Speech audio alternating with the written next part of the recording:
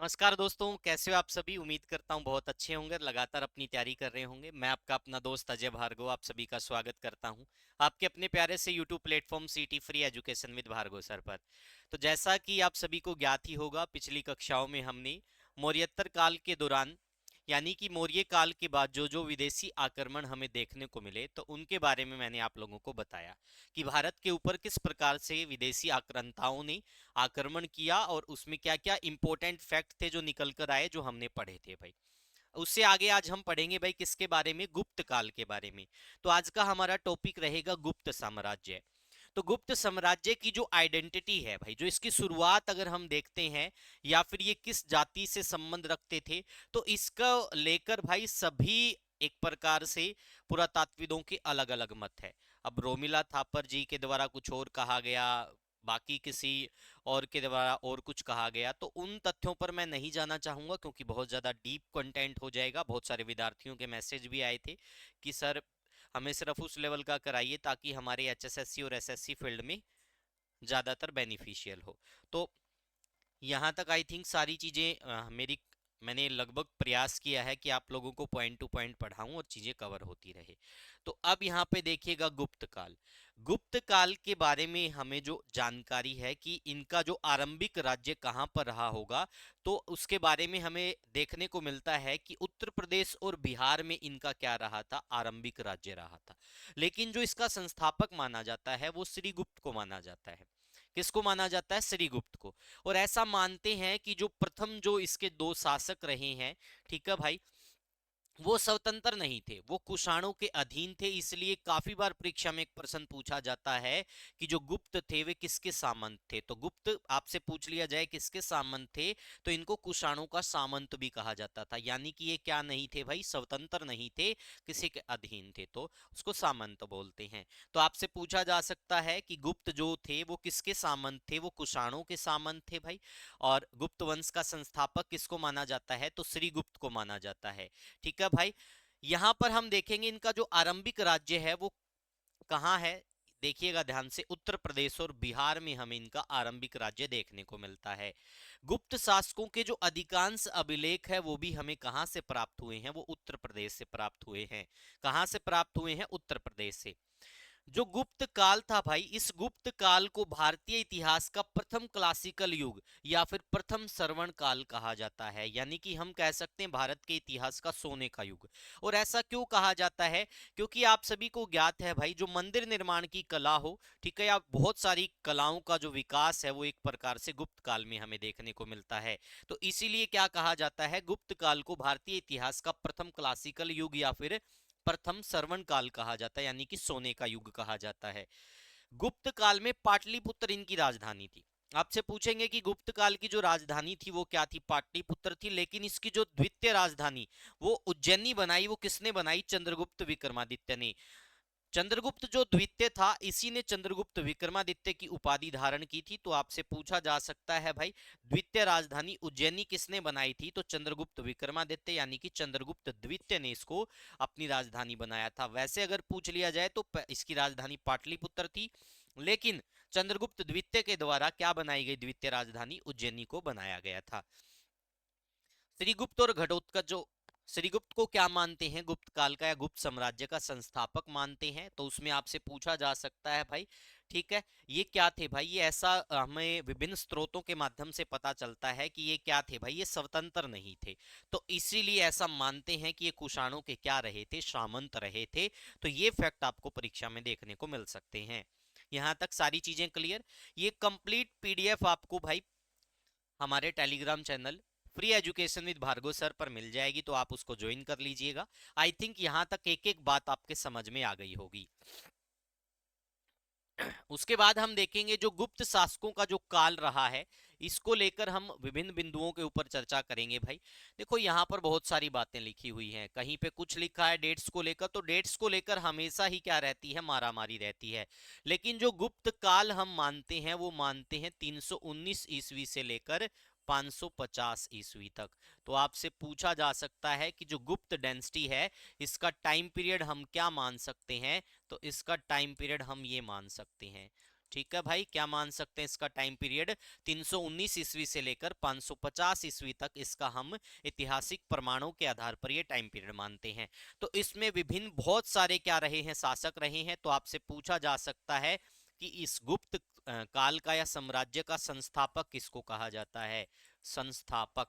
तो अगर आपसे पूछ लिया जाए इसका संस्थापक तो श्रीगुप्त को कहा जाता है, या फिर आपसे पूछा जाए कि इसका वास्तविक संस्थापक किसको कहा जाता है, तो वास्तविक संस्थापक किसको कहा जाता है, तो वास्तविक संस्थापक चंद्रगुप्त प्रथम को कहा जाता है। किसको कहा जाता है वास्तविक संस्थापक, चंद्रगुप्त प्रथम। नोट कर लीजिएगा भाई, ये चंद्रगुप्त प्रथम था और इसको क्या कहा जाता है, वास्तविक संस्थापक कहा जाता है। आपसे ये पूछ सकते हैं कि गुप्त वंश का जो अंतिम शासक था उसका क्या नाम था। बहुत सारी पुस्तकों में आपको विष्णुगुप्त मिलेगा, बहुत सारी पुस्तकों में आपको विष्णुगुप्त तृतीय भी देखने को मिलेगा। तो अंतिम शासक अगर आपसे पूछ लिया जाए कि गुप्त वंश का अंतिम शासक कौन था, तो अंतिम शासक कौन था भाई, तो अंतिम शासक कौन हो गया, अंतिम शासक हो गया विष्णुगुप्त। तो इस प्रकार के फैक्ट परीक्षा की दृष्टि से बहुत महत्वपूर्ण है। आपसे यह भी पूछ सकते हैं कि गुप्तों में किस शासक ने विक्रमादित्य की उपाधि को धारण किया था, तो चंद्रगुप्त द्वितीय जो था इसने विक्रमादित्य की उपाधि धारण की थी। क्या किया था इसने, विक्रमादित्य की उपाधि धारण की थी। अब आपसे और भी बहुत सारे फैक्ट ऐसे पूछे जा सकते हैं कि नालंदा विश्वविद्यालय का निर्माण किसने करवाया, तो कुमारगुप्त ने करवाया था। हुणों का जो आक्रमण है वो किसके शासनकाल में हमें देखने को मिलता है, तो स्कंदगुप्त के शासनकाल में हमें देखने को मिलता है। प्रयाग प्रस्ती अभिलेख है, ठीक है भाई, तो वो किससे संबंधित माना जाता है, वो समुद्र गुप्त के टाइम पीरियड से संबंधित माना जाता है। तो विभिन्न प्रश्न बनेंगे, वो जैसे जैसे स्लाइड आगे बढ़ेगी वो मैं आप लोगों को बताता चलूंगा। यहां तक सारी चीजें क्लियर। यहां से हम ये पढ़ेंगे कि प्रॉपर टाइम पीरियड क्या है, इसका संस्थापक किसको कहा जाता है, वास्तविक संस्थापक किसको कहा जाता है, और अंतिम शासक कौन था। तो ये सारे पॉइंट हमारे क्लियर हो चुके हैं। चलो अब आगे बढ़ते हैं। यहां पर हम देखेंगे कि गुप्त काल का जो संस्थापक है वो किसको कहा जाता है, वो कहा जाता है श्रीगुप्त को। और इसने कौन सी उपाधि धारण की थी, इसने महाराज की उपाधि धारण की थी। लेकिन मैंने आपको बताया था कि इनके स्वतंत्र होने का प्रमाण हमें नहीं मिलता, तो इसलिए ये मानते हैं कि जो ये गुप्त थे ये किसके सामंत थे, कुषाणों के सामंत थे। ठीक है भाई, तो आपसे पूछ सकता है गुप्त वंश की संस्थापक, गुप्त वंश के संस्थापक कौन थे, श्रीगुप्त, और उपाधि कौन सी धारण की, महाराज की उपाधि धारण की। इसके बाद में इनका उत्तराधिकारी होता है घटोत्कच, और ये कौन सी उपाधि धारण करता है, ये भी श्री महाराज की उपाधि धारण करता है। तो जो ये दोनों शासक हुए हैं, ठीक है, इनके बारे में बताया गया है कि ये स्वतंत्र नहीं थे, ये कुषाणों के सामंत थे। तो इसलिए इस टाइम पीरियड को एक बार छोड़ दिया जाता है, और आगे से हम क्या मानते हैं कि एक प्रकार से गुप्त काल की वंशावली स्टार्ट होती है। तो अब हम देखेंगे भाई फिर कौन शासक बनता है, घटोत्कच के बाद चंद्रगुप्त प्रथम शासक बनता है, और ये महाराजा धीराज की उपाधि धारण करता है। इसको गुप्त वंश का वास्तविक संस्थापक या फिर द्वितीय मगध साम्राज्य का संस्थापक भी कहा जाता है। आपसे पूछा जा सकता परीक्षा में कि द्वितीय मगध का साम्राज्य का संस्थापक किसको माना जाता है, तो चंद्रगुप्त प्रथम को माना जाता है। कौन सी उपाधि धारण की, इसने महाराजा धीराज की उपाधि धारण की। इसका टाइम पीरियड 319 ईस्वी से 350 ईस्वी है। उसके बाद देखेंगे इसकी राजधानी कौन सी थी, तो पाटलिपुत्र। मैंने आपको बताया था गुप्तों में जो द्वितीय राजधानी उज्जैनी को बनाया था वो चंद्रगुप्त द्वितीय ने बनवाया था। ठीक है भाई, यहां तक सारी चीजें क्लियर। एक एक पॉइंट हमारा डिस्कस हो गया भाई।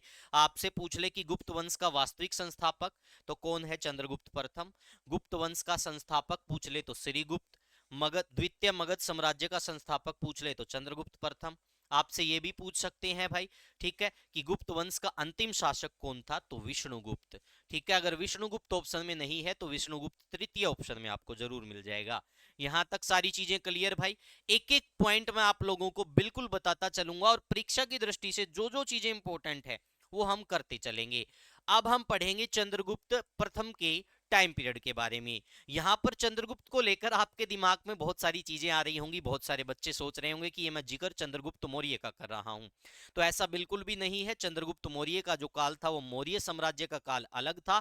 हम उससे अलग गुप्त काल के बारे में पढ़ रहे हैं, और इसमें भी हमें चंद्रगुप्त प्रथम द्वितीय देखने को मिलेंगे। तो यहां पर आप पढ़ेंगे किसके बारे में, चंद्रगुप्त प्रथम के बारे में। और इसको क्या माना जाता है, इसको गुप्त वंश का या फिर साम्राज्य का वास्तविक संस्थापक माना जाता है। इसका टाइम पीरियड 319 ईस्वी से 350 ईस्वी। अब देखें, इसके राज्यारोहण यानी जब इसका राज्याभिषेक हुआ या फिर कह सकते इसके राज्य की शुरुआत हुई, तो इसने क्या किया भाई, गुप्त संवत का आरंभ किया था। तो आपसे पूछा जा सकता है गुप्त संवत कब आरंभ हुआ। ठीक है भाई, तो इसकी डेट अगर आपसे पूछ ली जाए तो गुप्त संवत की डेट क्या हो गई, 319 ईस्वी ही इसकी डेट मानी जाती है, या फिर 319-20 आपको मिलेगा। ठीक है भाई, तो यहां तक सारी चीजें क्लियर। उसके बाद देखेंगे भाई, इसने लिच्छवी राजकुमारी कुमार देवी से विवाह किया तथा विवाह प्रकार के सिक्के चलाए। तो विवाह प्रकार के सिक्के क्या थे भाई, जो लिच्छवी राजकुमारी कुमार देवी थी भाई, उस समय मानते थे कि जो लिच्छवी था उनका बड़ा बोलबाला, लिच्छुओं का बड़ा बोलबाला था। तो जब इसने कुमार देवी से विवाह किया तो विवाह प्रकार के सिक्के चलाए। विवाह प्रकार के सिक्के क्या थे भाई, एक तरफ तो मान लो कि इसकी पत्नी का चित्र है, एक तरफ इनका चित्र है, या फिर इस प्रकार से हम कह सकते हैं ये कॉइन हो गया भाई। यहां पर तो हरियाणवी की बात है कि बंदड़ा का चित्र, और यहां पर क्या हो गया भाई, उसकी दुल्हन का चित्र। तो इस प्रकार के सिक्के इसने चलवाए थे भाई, जिनको विवाह प्रकार के सिक्के कहा गया। जिनको क्या कहा गया, विवाह प्रकार के सिक्के कहा गया। इन सिक्कों को राजा रानी का प्रकार भी कहा गया क्योंकि इनके चित्र थे। कुमार देवी प्रकार भी कहा गया, लिच्छवी प्रकार भी कहा गया, सिंहवाहिनी प्रकार के सिक्के भी कहा जाता है। अब आपसे पूछ सकते हैं कि गुप्त संवत और शक संवत में कितना अंतर है। तो शक संवत क्या था, 78 ईस्वी, और ये क्या है भाई, ये 319 ईस्वी। तो दोनों के बीच में अगर अंतर देखा जाए तो 241 वर्ष का अंतर हमें देखने को मिलता है। यहां तक सारी चीजें क्लियर। किसने विवाह प्रकार के सिक्के चलाए भाई, तो किसने चलाए थे भाई, चंद्रगुप्त प्रथम ने। ठीक है भाई, किससे विवाह किया, कुमार देवी से। बहुत बार तो ये प्रश्न भी परीक्षाओं में पूछ लिए जाते हैं। ठीक है भाई, गुप्त वंश की गुप्त संवत की शुरुआत कब हुई, 319 ईस्वी में। ठीक है भाई, यहां तक सारी चीजें क्लियर। दोनों के बीच डिफरेंस पूछ लिया जाए गुप्त संवत और शक संवत के बीच, तो वो भी मैंने आप लोगों को बता दिया। आगे बढ़े भाई अगली स्लाइड पर। बस आप इस स्लाइड को कवर करते रहिएगा भाई, आपका सिंगल पर्सन भी ये मान के चलो गलत नहीं होगा, क्योंकि मेरा पूर्णतः प्रयास रहता है कि आपको सारी चीजें बिल्कुल कंप्लीट मैं करवाऊं। उसके बाद समुद्रगुप्त का टाइम पीरियड आता भाई, तो समुद्रगुप्त 350 ईस्वी से 375 ईस्वी तक क्या रहता है, राजा रहता है। अब इसकी उपाधि और उपनाम के बारे में हम जानेंगे भाई, तो इसने कौन कौन सी उपाधि व उपनाम धारण किए वो हम देखते हैं। तो इसको क्या कहा जाता है, इसको कविराज भी कहा जाता है। ये प्रश्न बहुत बार परीक्षा में आता है कि कौन सा शासक कविराज भी कहलाता है या कविराज की उपाधि धारण की। तो किसने की थी भाई, समुद्रगुप्त ने कविराज की उपाधि धारण की, यानी कि कवियों का सम्राट भाई। ठीक है, इसको लिच्छवी दोहित्र भी कहा जाता था क्योंकि कुमार देवी का संतान होने के कारण भाई। और इसका उल्लेख आपको कहां देखने को मिलेगा, प्रयाग प्रस्ती। तो आपसे पूछा जा सकता है प्रयाग प्रस्ती का रचयिता कौन है, तो ये हरिसेन के द्वारा क्या गई थी, लिखी गई थी। और ये किससे संबंधित जानकारी देती है, ये समुद्रगुप्त से संबंधित जानकारी देती है। चाहे इसके राज्य में सैनिक के बारे में, सैनिकों के बारे में बताया हो, सैन्य व्यवस्था के बारे में बताया हो, तो सारी चीजें समुद्रगुप्त के बारे में हमें देखने को मिलती है। उसके बाद देखेंगे भाई, यहां पर सरव राजो छेता, इसका भी क्या किया था भाई, इन्होंने उपाधि धारण की है, सभी अभिलेखों में इनका नाम है। ठीक है, समुद्रगुप्त को भारत का नेपोलियन भी कहा जाता है, ये विसेंट सिम्थ के द्वारा कहा गया। ठीक है, दरखीवद, चंद्र प्रकाश, धर्म प्राचीरबंद और प्रति प्रथम वीर, ये मोस्ट इंपोर्टेंट पर्सन है। ये भी काफी बार परीक्षा में पूछा जाता है कि प्रति प्रथम वीर के उपाधि किसने धारण की थी। बहुत सारे विद्वान मानते हैं कि जो इनके विभिन्न स्रोत है वहां से हमें एक वर्ड और देखने को मिलता है, कांच। और इनका बचपन का नाम बताया जाता है कि ये था, या फिर इनका संबंध किसी न किसी प्रकार से इस नाम से रहा है। तो यहां तक सारी चीजें क्लियर। एक हमें पता चल गया कि लिच्छवी दोहित्र किसको कहा जाता है, कविराज किसको कहा जाता है, भारत का नेपोलियन किसको कहा जाता है। ठीक है भाई, और प्रथम प्रवर्त प्रति प्रथम वीर की उपाधि भी किसने धारण की, समुद्रगुप्त ने धारण की थी। चलो भाई, अब प्रयाग प्रस्ती के बारे में मैं आप लोगों को बता देता हूं, यहां से बहुत बार प्रश्न आता है। प्रयाग प्रस्ती किसके द्वारा लिखी गई, किसके द्वारा रचित है, तो ये हरिसेन के द्वारा रचित है।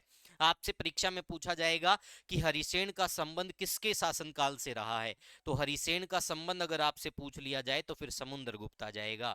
ठीक है भाई, ये प्रयाग प्रस्ती उन्हीं के द्वारा रचित थी। एक प्रकार से हम कह सकते हैं समुद्र गुप्त की क्या थी, समुद्रगुप्त की ये हम कह सकते हैं आत्मकथा ही थी। ठीक है भाई, देखो, हरिसेन लिखित प्रयाग प्रस्ति के 7वें श्लोक से उसकी सामरिक विजय का विवरण प्राप्त होता है। इसमें बताया गया कि किस प्रकार से 5 चरणों के अंदर समुद्रगुप्त ने क्या किया था, विजय का अभियान शुरू किया था और वो जीतता चला गया और युद्ध नहीं हारा। उसको भारत का नेपोलियन भी कहा विसेंट सिम्थ के द्वारा।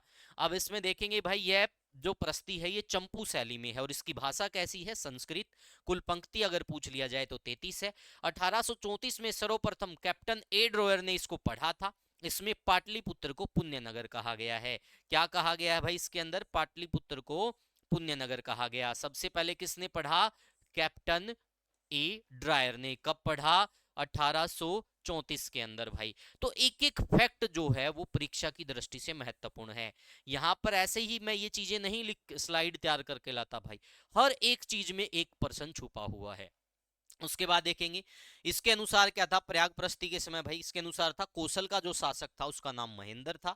ठीक है भाई। अशोक निर्मित प्रयाग प्रस्ति अभिलेख मूलतः कौशाम्बी में स्थित था, जिसे अकबर ने इलाहाबाद में स्थापित करवाया। इस स्तंभ पर जहांगीर तथा बीरबल का भी उल्लेख मिलता है। बहुत बार ये प्रश्न परीक्षा में आता है भाई। अकबर के शासनकाल में ही, अकबर का बेटा आपको पता है जहांगीर था भाई, जहांगीर के द्वारा क्या किया जाता है भाई, इलाहाबाद में उनके कहने पर यह स्थापित करवाया जाता है। और इस प्रयाग प्रस्ति पर हमें किसका भी जिक्र देखने को मिलता है, हमें जहांगीर तथा बिरबल का उल्लेख भी देखने को मिलता है। ये प्रश्न परीक्षाओं में बहुत बार आता है। ठीक है, कि प्रयाग प्रस्ति में, ठीक है भाई, समुद्रगुप्त के अलावा और किसका मतलब किसके बारे में जानकारी है, जहांगीर के बारे में। ठीक है भाई, एक एक चीज क्लियर, सारी बातें मैंने आपको बता दी, किस शैली में है, किस भाषा में है, किसनी पंक्ति है। 1834 में सबसे पहले किसने पढ़ा इसको, कैप्टन ए ड्रायर ने। इसमें पाटलिपुत्र को पुण्य नगर कहा गया। इसके अनुसार कौशल के शासक का जो नाम था महेंद्र था। ठीक है भाई। और ये कहां पर स्थापित करवाई गई, अकबर के द्वारा इलाहाबाद में इसको स्थापित किया करवाया गया। तो मूलतः कहां पर स्थित थी, शुरुआत में कौशाम्बी, फिर कहां स्थापित हुई, इलाहाबाद के किले में भाई। ठीक है। और इस पर जहांगीर व बीरबल का भी उल्लेख है। यहाँ पर सारी चीजें मैंने आप लोगों को बता दी। अब ये था प्रयाग प्रस्ति के बारे में। अब प्रयाग प्रस्ति के अनुसार समुद्रगुप्त ने क्या किया भाई, 5 चरणों में विजय प्राप्त की थी। तो उन 5 चरणों के बारे में आपसे पूछा जा सकता है, लेकिन जो ज्यादातर परीक्षा में पूछा जाता है वो मैं आपको बता देता हूं। अब हम यहाँ पर देखेंगे, देखो, आर्यवर्त की विजय, दक्षिणापथ की विजय, आठविक राज्यों पर विजय, सीमावर्ती राज्यों पर विजय, विदेशी शक्तियों पर विजय। तो यहां से ये वाले प्रश्न काफी बार पूछ लिए जाते हैं भाई। उत्तरी भारत के 9 राज्यों की विजय को आर्यवर्त राज्य पर्व शोभधरण कहा गया है, अर्थात राज्यों का बलात् उन्मूलन कर उन्हें अपने साम्राज्य में मिला लिया। दक्षिणापथ के 12 राज्यों के प्रति उसने ग्रहण मोक्षानुग्रह यानी ग्रहण मोक्ष तथा अनुग्रह की नीति अपनाई। दक्षिण विजय को धर्म की विजय भी कहा जाता है। तो ये फैक्ट परीक्षाओं में पूछे जाते हैं, आर्यवर्त वाला और दक्षिणापथ वाला। उत्तरी भारत के 9 राज्यों की जो विजय है वो आर्यवर्त विजय के रूप में हमें देखने को मिलती है, और दक्षिणापथ के 12 राज्यों के प्रति जो उसने नीति अपनाई वो भी पूछी जाती है। तो ये 5 चरण थे भाई। इन 5 चरणों में क्या करता है, प्रयाग प्रस्ति के अनुसार समुद्रगुप्त विजय अभियान जारी रखता है। ठीक है भाई। ये देखो, ये पांचों चरण आपको यहाँ पर देखने को मिलेंगे। एक एक के बारे में यहाँ पर विस्तार पूर्वक बताया गया है, तो आप इस बारे में पढ़ सकते हैं भाई। ठीक है, कि कौन कौन से द्वितीय चरण में कौन कौन जीतता, क्या क्या चीजें जीतता, सारी चीजें आपको देखने को मिलेगी। अब प्रारंभिक जो राज्य होता था भाई, आपको पता है बिहार व उत्तर प्रदेश होता था, बाकी के भी बहुत सारे हिस्से जीतता है। लेकिन समुद्रगुप्त के अधिकार क्षेत्र में कश्मीर नहीं आता, जो काफी बार परीक्षा में पूछा जाता है कि समुद्रगुप्त के राज्य में कौन सा निम्न में से शामिल नहीं था या भाग नहीं था, तो कश्मीर उसका एक भाग नहीं था। ठीक है भाई, यहाँ तक सारी चीजें क्लियर, ये आप अच्छे से पढ़ लेना, ये आपको पीडीएफ में भी सारी चीजें मिल जाएंगी। प्रथम चरण में क्या रहता है, द्वितीय चरण में, तृतीय चरण में, चतुर्थ चरण में और पंचम में किस प्रकार से अभियान 5 चरणों में चलते हैं, और ये जीतता हुआ चलता है, भारत का नेपोलियन कहलाता है। अब देखो, समुद्रगुप्त ने विजय अभियान को पूरा करने के पश्चात क्या किया, अश्वमेध यज्ञ संपन्न किया और अश्वमेध पराक्रम की उपाधि ली। आपसे पूछ सकते हैं अश्वमेध पराक्रम की उपाधि अश्वमेध यज्ञ करने के बाद इसने ली थी। समुद्रगुप्त ने श्रीलंका के शासक मेघवर्मन को एक बौद्ध मठ या फिर बौद्ध विहार बनाने की क्या दी थी, अनुमति दी थी। यह भी काफी बार परीक्षा में पूछा जा सकता है कि किस गुप्त शासक के द्वारा भाई श्रीलंका के शासक को बौद्ध मठ या विहार बनाने की अनुमति दी थी, तो समुद्रगुप्त ने दी थी भाई। ठीक है, ये सारी चीजें आपसे पूछ सकते हैं। अश्वमेध प्रकार के सिक्कों पर राजमहिषी दत्त देवी की आकृति तथा अश्वमेध पराक्रम अंकित है। तो ये सारे के सारे प्रश्न जो है वो परीक्षाओं की दृष्टि से बहुत महत्वपूर्ण रहने वाले हैं। अब उसके बाद समुद्रगुप्त का एरन अभिलेख, यानी समुद्रगुप्त के बारे में हमें जानकारी एरन अभिलेख से भी मिलती है। वैसे एरन अभिलेख है वो भानुगुप्त का माना जाता है, मैं आप लोगों को क्लियर कर देता हूं। लेकिन ये भी चीजें पूछते हैं भाई, ये मध्य प्रदेश के एरन में स्थित है। इसमें समुद्रगुप्त की जो पत्नी है उस दत्ता देवी का उल्लेख है। ठीक है भाई। इसमें कहा गया कि समुद्रगुप्त प्रसन्न होने पर कुबेर और नाराज होने पर यमराज के समान था। ठीक है भाई। तो ये भी आपसे पूछ सकते हैं एरन। ठीक है भाई। ये भानुगुप्त का भी हमें एक अभिलेख देखने को मिलता है। ठीक है भाई।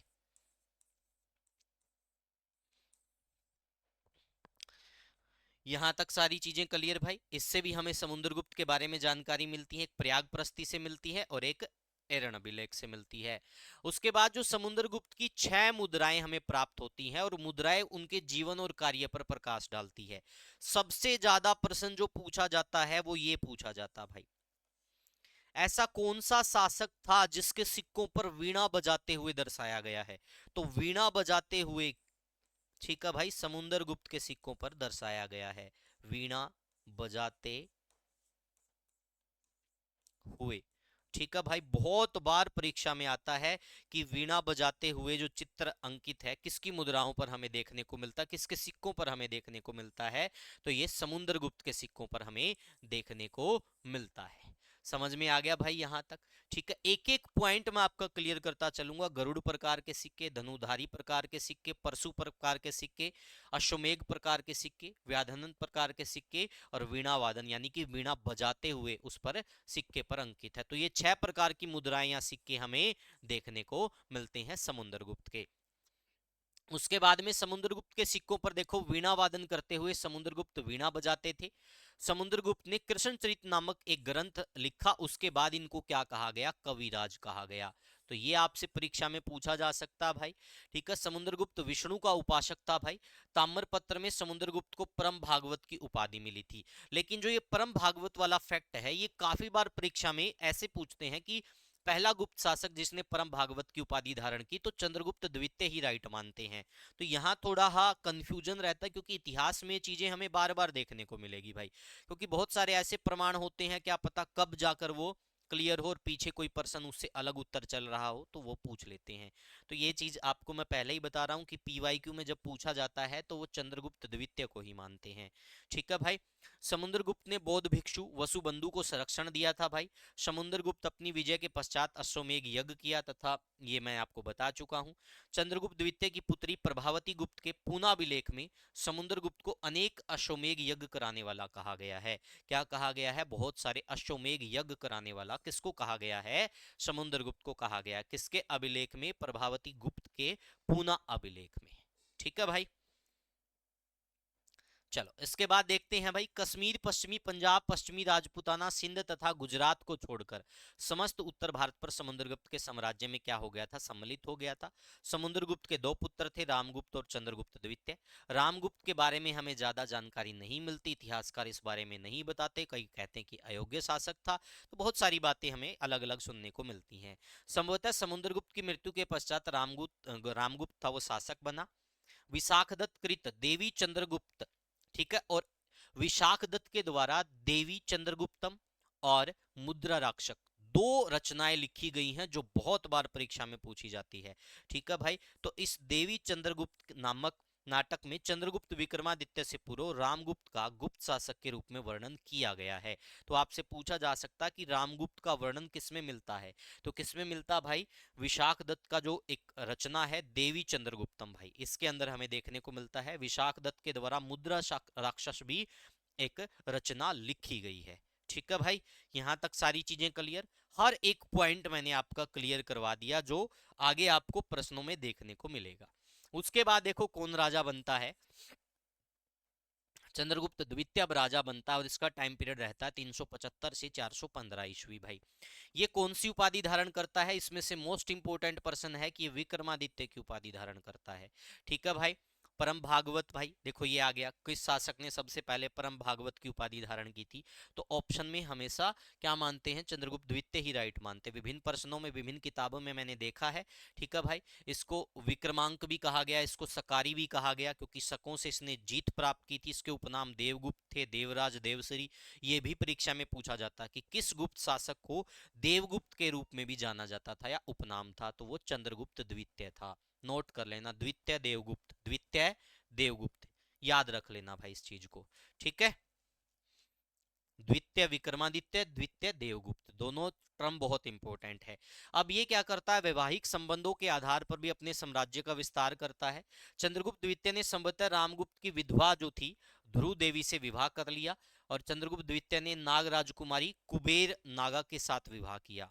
ठीक है, कुबेर नामा या कुबेर नागा के साथ विवाह किया करके नागवंश के साथ वैवाहिक संबंध स्थापित किए। बाद में अपनी पुत्री प्रभावती का विवाह वकाटक वंश के राजा रुद्रसेन द्वितीय के साथ किया, और इन्होंने अपने पुत्र कुमारगुप्त प्रथम का विवाह कदम्ब शासक काकुत सर्मन की पुत्री से किया था। चंद्रगुप्त द्वितीय का काल ही गुप्त काल में साहित्य और कला का श्रवण काल कहा जाता है। मोस्ट इंपोर्टेंट पर्सन, अगर गुप्त काल के हिसाब से पूछे तो गुप्त डायनेस्टी को क्या कहा जाता है भाई? ठीक है, क्या कहा जाता है आपसे पूछ लिया जाए तो? साहित्य और कला का श्रवण काल, यानी कि श्रवण युग। अगर गुप्त काल के अंदर भी राजा की टर्म को पूछता है तो फिर चंद्रगुप्त द्वितीय का काल।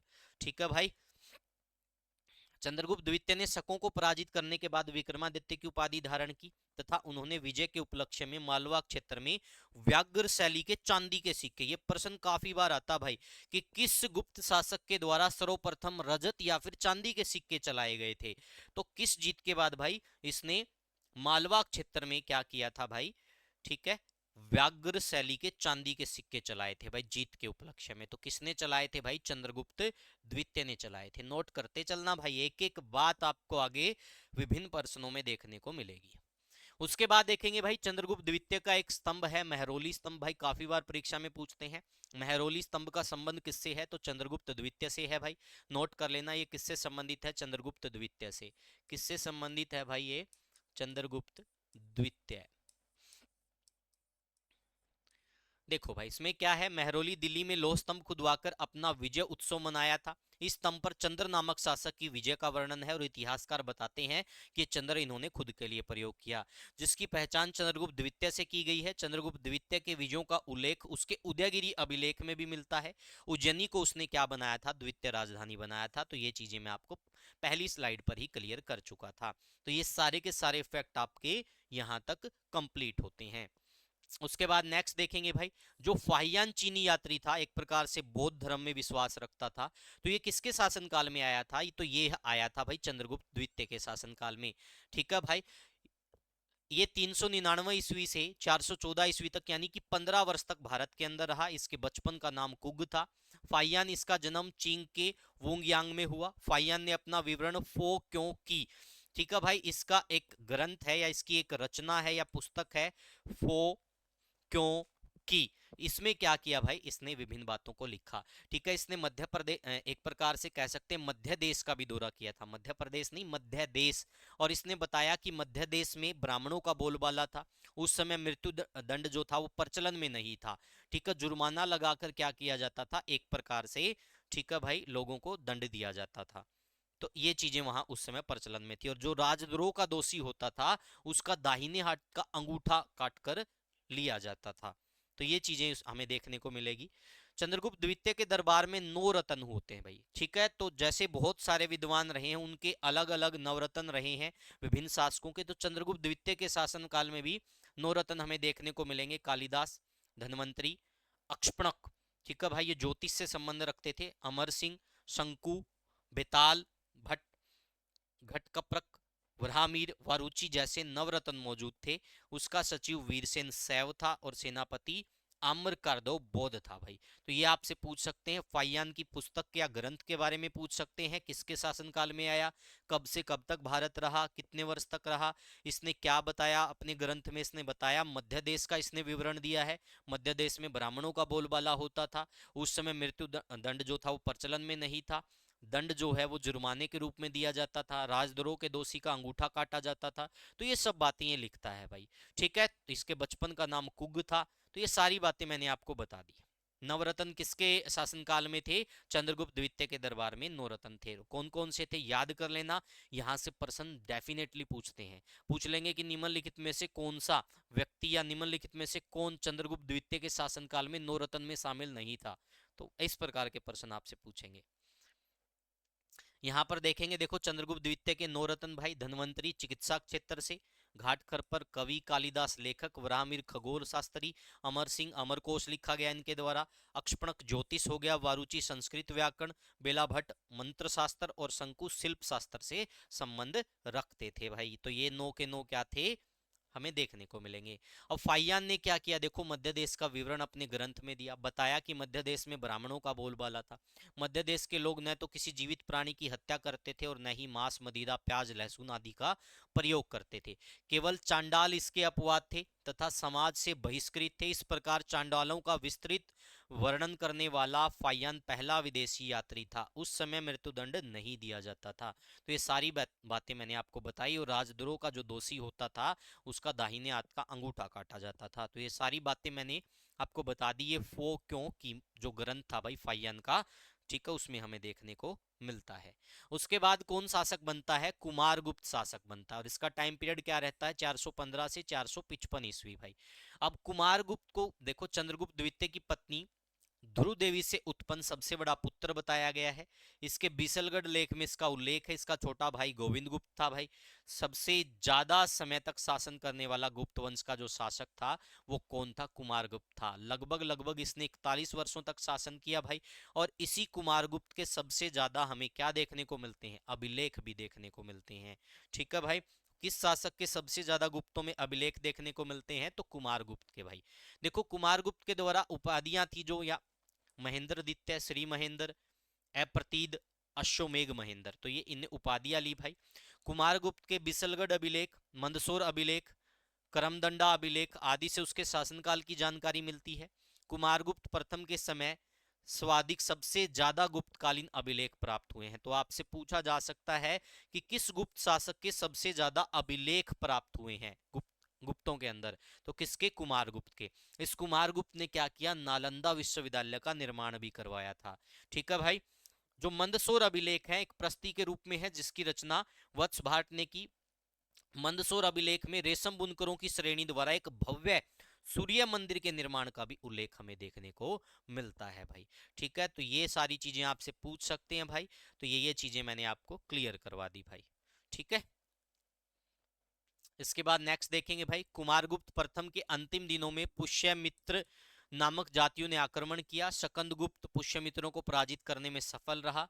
उसके समय में गुप्तकालीन मुद्राओं का सबसे बड़ा ढेर, ठीक है, तो ये बयाना राजस्थान से प्राप्त हुआ है भाई। आपसे पूछा जा सकता है भाई सबसे बड़ा ढेर कहाँ से प्राप्त हुआ है? तो यहाँ से प्राप्त हुआ है भाई। इसमें मयूर शैली की मुद्राएं सबसे महत्वपूर्ण है।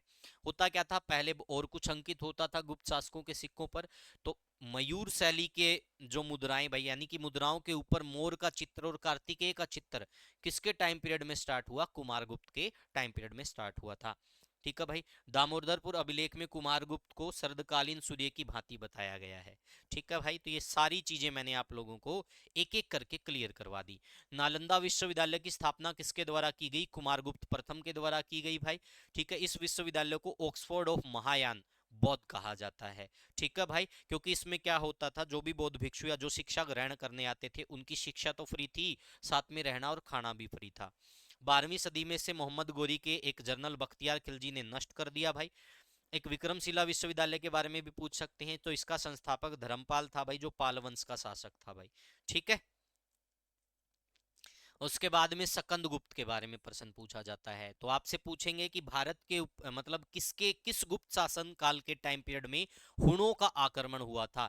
तो हुणों का जो आक्रमण है वो सकंदगुप्त के टाइम पीरियड में हमें देखने को मिलता है। देखो सकंदगुप्त के समय मध्य एशिया के हुणों ने आक्रमण किया और भीतरी स्तंभ में ये बात लिखी गई है।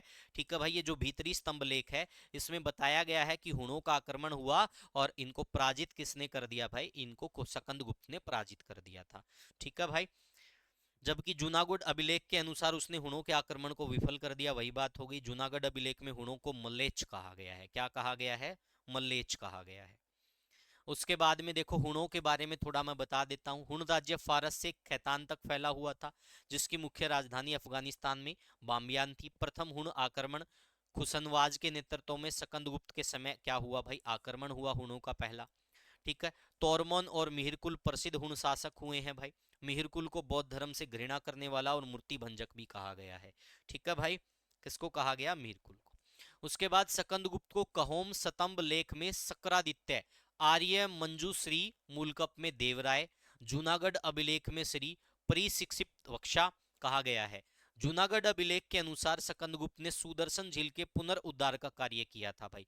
ये भी इंपॉर्टेंट पर्सन है भाई, आपसे पूछ सकते हैं। तो ये सुदर्शन झील का पुनर्उद्धार बहुत सारे शासकों के द्वारा करवाया गया, और वो मैं जैसे जैसे जिस जिस भी डेंसिटी के बारे में बताता जा रहा हूँ आपको मैं क्लियर करता जा रहा हूँ। ठीक है भाई। सौराष्ट्र के गवर्नर प्रणदत्त के पुत्र चक्रपालिदत्त को सौंपा गया था। ये आपसे पूछा जा सकता है, ये जिम्मा किसके द्वारा सौंपा गया? सकंदगुप्त के द्वारा। किसको सौंपा गया भाई? सौराष्ट्र के गवर्नर प्रणदत्त के पुत्र चक्रपालित को। उसने झील के किनारे एक विष्णु मंदिर का भी निर्माण करवाया। सकंदगुप्त वैष्णव धर्म का उपासक था भाई, यानी कि विष्णु में आस्था रखता था। इसने वृषभ शैली के नए सिक्के जारी किए। सकंदगुप्त ने चीनी सांग सम्राट के दरबार में राजदूत भी भेजे थे भाई। ठीक है, तो ये किसके बारे में था? ये सकंदगुप्त के बारे में था। तो सकंदगुप्त वाला भी हमारा क्लियर। उसके बाद देखो बीच में और भी शासक आएंगे भाई, लेकिन हम थोड़ा भानुगुप्त के बारे में पढ़ लेते हैं। जो इंपॉर्टेंट फैक्ट है वो क्लियर कर लेंगे। इसका वर्णन 510 ईस्वी का एक एरन अभिलेख में मिलता है। इसमें जो भानुगुप्त का सेनापति गोपराज था वो हुणों से लड़ते हुए मारा गया, और इसके बाद उसकी पत्नी जो है उसकी चिता में क्या हो गई भाई? सती हो गई। और ये सती प्रथा का पहला प्रथम साक्ष्य हमें देखने को मिलता है। आपसे पूछेगा कि गुप्त काल के दौरान सती प्रथा का प्रथम साक्ष्य आपको किस अभिलेख में देखने को मिलता है? तो आपको किस अभिलेख में देखने को मिलेगा? भानुगुप्त के एरन अभिलेख में। ठीक है भाई, भानुगुप्त के एरन अभिलेख में। विष्णुगुप्त क्या था? इस वंश का, यानी कि गुप्त वंश का अंतिम शासक था। विष्णुगुप्त या फिर विष्णुगुप्त तृतीय आपको ऑप्शन में मिलेगा। तो ये सारा का सारा कॉन्सेप्ट किसके बारे में था? गुप्त साम्राज्य के बारे में था। उसके बाद में देखेंगे गुप्त काल की प्रमुख रचनाएं। ठीक है, रघुवंशम कालिदास के द्वारा लिखी गई, विक्रमो वर्षियम कालिदास के द्वारा, सोपन वासवदत्त भाष के द्वारा, चारुदत्ता और अरुभंग भाष के द्वारा, वृत संहिता वराहमिहिर के द्वारा, पंच सिद्धांतिका वराहमिहिर के द्वारा, ब्रहा सिद्धांत ब्रहागुप्त के द्वारा, आर्यभट्टियम आर्यभट्ट के द्वारा, सूर्य सिद्धांत आर्यभट्ट के द्वारा, न्यायावतार सिद्धसेन के द्वारा, पंचतंत्र विष्णु के द्वारा। ठीक है भाई। और मालविका अग्निमित्रम भी किसके द्वारा लिखी गई थी? कालिदास के द्वारा लिखी गई थी, जिसमें अग्निमित्र क्या था भाई? उसका नायक था नाटक का। गुप्तकालीन कुछ प्रसिद्ध मंदिर है भाई। तिगवा का विष्णु मंदिर भाई, ये जबलपुर मध्य प्रदेश में। भूमस का शिव मंदिर। ठीक है। नचना कुठारा का पार्वती मंदिर हो गया। देवगढ़ दशावतार मंदिर हो गया भाई। भितरगांव का मंदिर हो गया। जो मंदिर निर्माण की कला है वो भी ऐसा मानते हैं कि गुप्त काल के दौरान ही उभर कर आई थी भाई। ठीक है, तो मंदिर निर्माण की कला भी किसकी देन है? गुप्त काल की देन मानी जाती है। इसीलिए इसको साहित्य या फिर स्थापत्य या और कला का क्या कहा जाता है? सोने का युग, स्वर्ण युग कहा जाता है। अब प्रश्न देख लेते हैं भाई। गुप्त काल में भूमि कर संग्रह से संबंधित अधिकारी था, तो फटाफट से बताइए भाई कौन था भूमि कर संग्रह से संबंधित अधिकारी? तो इस प्रश्न को जानने से पहले यहां पर हम देखेंगे जो कर होता था, यानी कि 1/6 भाग। ठीक है, भूमि उपज का क्या था? प्रचलन में कर के रूप में दिया जाता था। और देखो दुर्वधीकरण क्या था? भूमि संग्रह अधिकारी था, भूमि कर संग्रह अधिकारी था। ठीक है। महाअक्षपिटलिक एवं कर्णिक आय व्यय लेखा जोखा अधिकारी थे। सैलिक सीमा शुल्क या भूकर अधिकारी था। न्यायाधिकरण भूमि संबंधी विवादों का निपटारा करने वाला अधिकारी हो गया। भाग किससे संबंधित है? भूमि उपज का 1/6 भाग। भोग राजा को प्रतिदिन दैनिक वस्तुओं के रूप में दिया जाने वाला कर। उद्रंग स्थायी कृषकों पर लगाया जाने वाला भूमि कर। ऊपरी कर अस्थायी कृषकों पर लगाया जाने वाला भूमि कर। और भूतावत प्रत्याय विदेशी वस्तुओं के आयात पर कर। और शुल्क सीमा बिक्री कर। तो इसका उत्तर क्या होगा भाई? फटाफट से बताइए। भूमि कर संग्रह अधिकारी। तो भूमि कर संग्रह अधिकारी कौन हुआ फिर? ये हो गया भाई। ठीक है, दुर्वाधिकरण। तो राइट आंसर क्या हो गया हमारा? ए हो गया। गुप्त काल में क्या था? ये था। उसके बाद नेक्स्ट देखेंगे भाई, प्रयाग प्रस्ती किसके सैन्य अभियान के बारे में जानकारी देती है? तो तो मैंने आपको बताया था प्रयाग प्रस्ती के बारे में, क्लियर कट सारी बातें आपको बता दी थी, ए टू जेड पॉइंट मैंने बताया था। प्रयाग प्रस्ती किसके बारे में जानकारी देती है? हरिसेन के द्वारा रचित है, समुद्रगुप्त की सैन्य व्यवस्था के बारे में बताएगी। तो फिर समुद्रगुप्त इसमें ऑप्शन में हमें देखने को मिलेगा। तो राइट आंसर क्या हो गया हमारा? बी। उसके बाद नेक्स्ट, किस अभिलेख से ज्ञात होता है कि स्कंदगुप्त ने हुणों को पराजित किया था? मोस्ट इंपोर्टेंट पर्सन है भाई। पितरी स्तंभ लेख, इलाहाबाद स्तंभ लेख, मंदसौर अभिलेख, उदयगिरी अभिलेख। तो मैंने आपको बताया था भित्री स्तंभ लेख में भी ये बात का मिलता, जूनागढ़ अभिलेख में भी लिखा गया है। ठीक है भाई, तो राइट आंसर क्या हो जाएगा हमारा? ए हो जाएगा। ये बात मैं आप लोगों को क्लियर कर चुका था क्लास के अंदर ही भाई। ठीक है, तो ए क्या हो जाएगा? राइट आंसर हो जाएगा।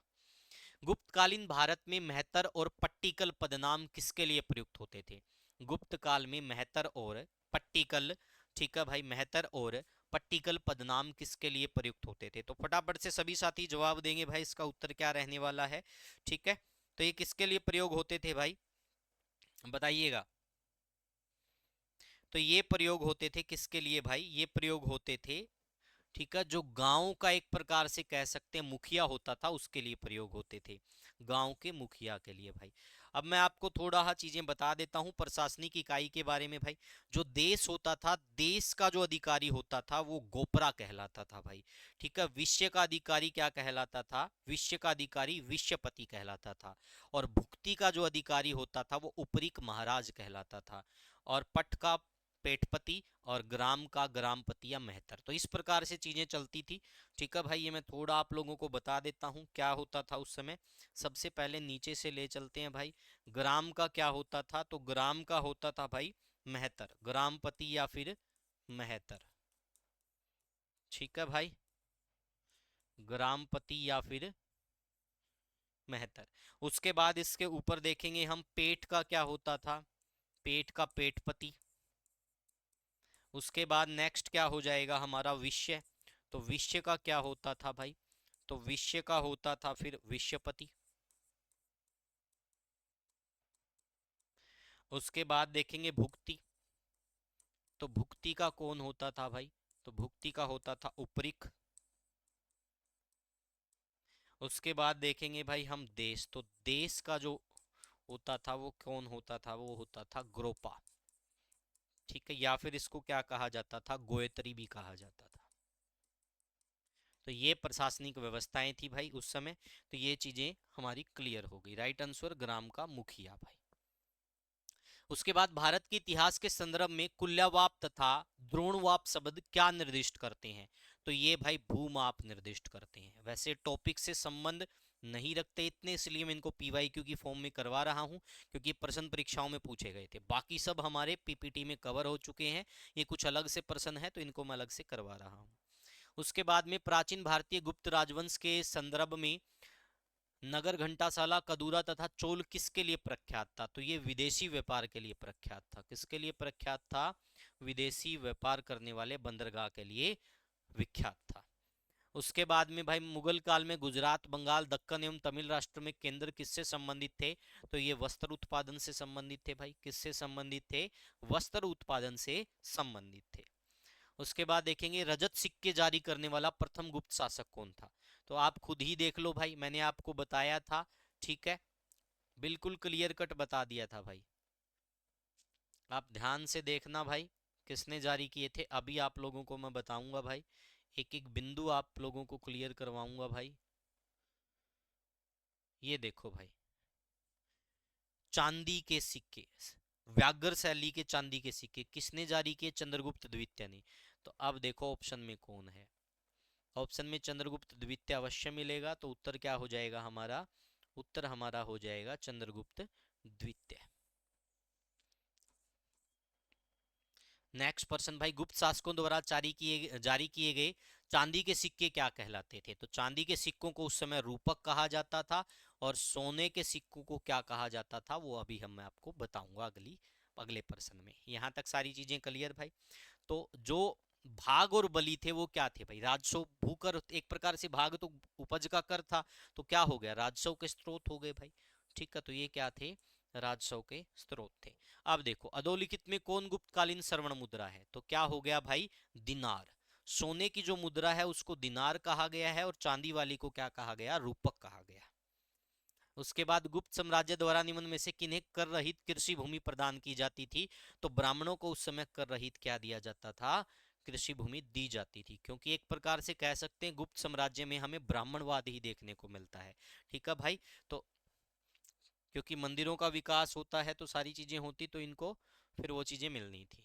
गुप्त काल में उत्तर भारतीय व्यापार निम्नलिखित में से किस बंदरगाह से संचालित होता था? तो ये ताम्रलिप्ति से संचालित होता था। किस प्रकार भूमि को अपहृत कहा जाता था? तो जो बिना जोती हुई जंगली भूमि थी उसको अपहरित कहा जाता था। उस समय गुप्त काल के दौरान जो बिना जोती हुई जंगली भूमि थी उसको क्या कहा जाता था, अपहृत। निम्न में से किसने पहली बार यह व्याख्या की कि पृथ्वी अपने धुरी पर घूमने के कारण प्रतिदिन सूर्योदय एवं सूर्यास्त होता है? ठीक है, तो बताइएगा भाई ये किसने कहा था?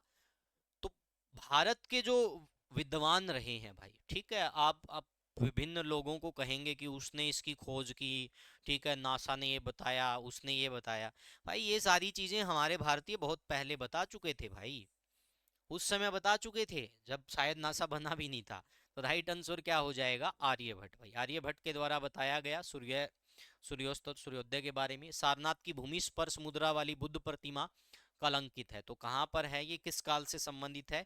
ये गुप्त काल से संबंधित है। किससे संबंधित है भाई, ये गुप्त काल से संबंधित है। ठीक है भाई, और एक महापरिनिर्वाण मंदिर भी आपसे पूछा जा सकता है, महापरिनिर्वाण मंदिर। ठीक है, तो जहां पर महात्मा बुद्ध ने, ठीक है, परिनिर्वाण लिया था वहीं पर यह बनाया गया था। नगरों का क्रमिक पतन किस काल की एक महत्वपूर्ण विशेषता है? तो स्वाभाविक सी बात है, गुप्त काल पढ़ रहे हैं तो उत्तर गुप्त काल ही आएगा, ज्यादा सोचना ही नहीं है। ठीक है, निम्नलिखित में से कौन बीज गणित के क्षेत्र में अपने योगदान के लिए विशेष रूप से जाना जाता है? बताइएगा भाई, बीज गणित के लिए कौन अपने उसमें जाना जाता है? देखते हैं कितने साथी इसका जवाब देंगे भाई, बीज गणित के बारे में कौन सा जाना जाता है। एक सेकंड रुकिएगा भाई, कमेंट करो तब तक भाई। इसको लाइव में चलाएंगे पूरी क्लास को, टेंशन मत लो, तुमको सारी चीजें बहुत अच्छे से आनी चाहिए। बताओ भाई किसको कहा जाता था बीज गणित के रूप में? तो बीज गणित के रूप में किसको कहा जाता था भाई? इसका उत्तर हो जाएगा बीज गणित का क्या होगा, भास्कर होगा कि ब्रह्मागुप्त होगा? बताओ भाई, भास्कर होगा कि ब्रह्मागुप्त होगा बीज गणित वाले का? फटाफट से कमेंट करके बताओ भाई, भास्कर होगा, ठीक है भाई, या ब्रह्मागुप्त होगा? तो बीज गणित के लिए क्या हो जाएगा भाई, भास्कर हो जाएगा। क्या हो जाएगा बीज गणित के लिए, भास्कर। ठीक है भाई, एक जीरो का आविष्कार भी पूछा जाता है, तो जीरो का आविष्कार भी आर्यभट्ट ने किया था, वो है क्या, हाँ, शून्य का आविष्कार।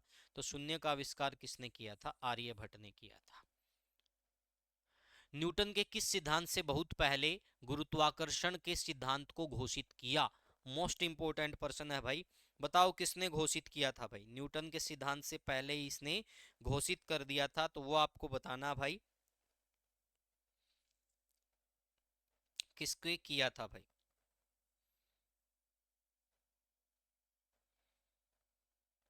तो किसने किया था भाई? तो इसका उत्तर हो जाएगा ब्रह्मगुप्त। किसका उत्तर क्या हो जाएगा भाई हमारा, ब्रह्मगुप्त हो जाएगा। तो ये थी भाई आपकी आज की क्लास भाई, उम्मीद करता हूँ आपको बहुत अच्छी लगी होगी और साथ ही साथ आपको बहुत मजा भी आया होगा।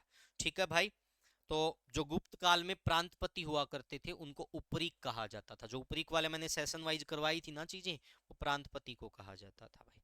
ठीक है, तो ये एक एक चीजें मैंने आप लोगों को क्लियर करवा दी भाई। अब आपसे बहुत सारे प्रश्न पूछे जा सकते हैं, और जो जो प्रश्न आपसे पूछे जा सकते हैं वो सारी चीजें मैंने आप लोगों को करवा दी भाई। ठीक है भाई, तो आज की कक्षा कैसी लगी जरूर बताइएगा। जिस साथी को पीडीएफ चाहिए, जिस भी साथी को क्या चाहिए भाई, पीडीएफ, वो क्या करेगा, हमारा टेलीग्राम चैनल ज्वाइन कर लेगा, या फिर ये मेरा व्हाट्सएप नंबर है, यहाँ पर आप मैसेज कर सकते हो। ठीक है, आपको पीडीएफ दे दी जाएगी भाई। ठीक है, और नहीं तो हमारा टेलीग्राम चैनल है free education with Bhargav sir, अभी सर्च कीजिएगा, वहाँ पर आपको पीडीएफ दे देंगे। इसके अतिरिक्त भाई, ठीक है, लगभग लगभग हमारा प्राचीन भारत कंप्लीट होने वाला है, एक दो क्लास और होगी, उसके बाद में मध्यकालीन भारत शुरू हो जाएगा। तो उम्मीद करता हूँ आपको ये सारी चीज़ें बहुत अच्छे से समझ में आई होगी, और थोड़ा और अगर आप एफर्ट लगाओगे तो आप एक अच्छे लेवल की तैयारी आपकी हो जाएगी। तो आज के लिए इतना ही। जो नए साथी हैं वो यूट्यूब चैनल को सब्सक्राइब करना मत भूलिएगा। मैं आपका अपना दोस्त अजय भार्गव अब आपसे विदा लेता हूँ। मिलते हैं अगली कक्षा में बहुत जल्द। तब तक हमारे इस यूट्यूब चैनल को सब्सक्राइब जरूर कीजिएगा और इस क्लास को हर जगह शेयर कीजिएगा। धन्यवाद, thank you, take care, bye bye.